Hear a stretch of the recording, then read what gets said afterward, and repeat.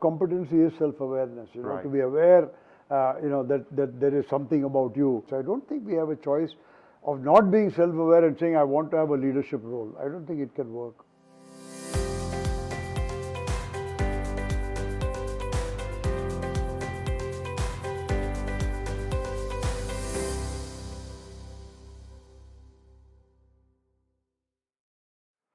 Hey Sam, what a pleasure to meet you again. Wonderful day to you. Same to you, Amit. It's been a good time so far.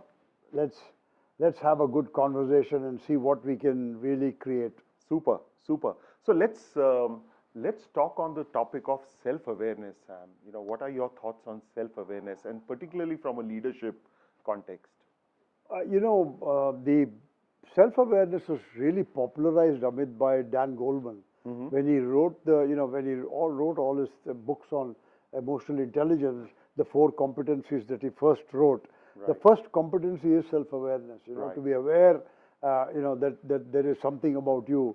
A very simple example, I'm short-tempered. Now, first thing is to be aware that I'm short-tempered.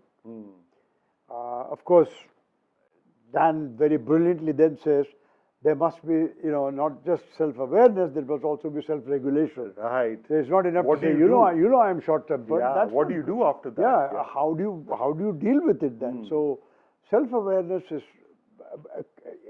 I don't think there can be any meaningful leader without being who's not self-aware. This has to come with the territory. Now, within self-awareness, now, very importantly, self-awareness also has a lot to do with your childhood, how you were brought up, the childhood experiences, the first 5-10 years of one's life, whatever happens, that is what is etched in that empty brain, and that is hard to erase later, which is why, it's very hard to give attitude training to a 25-year-old. Sure. He or she has got an attitude, and that's the attitude that will be. So self-awareness is really all about, saying, let's, be humble enough to recognize that I need to look at something inside myself. So that's the first. Okay. You need humility. Sure. Self-awareness, we cannot come without humility. Sure. And an action-oriented state of mind that I want to do something about it. That's really the beginning of self-awareness, Amit. And they say that it's a meta skill of the 21st century. Yeah. That's what I was reading the other day. Yeah, we've talked about, we've moved, power itself have moved from muscle to money to mind. Alvin Toffler wrote this long ago. The agricultural age, the industrial age, the information age, the agricultural age, power was muscle.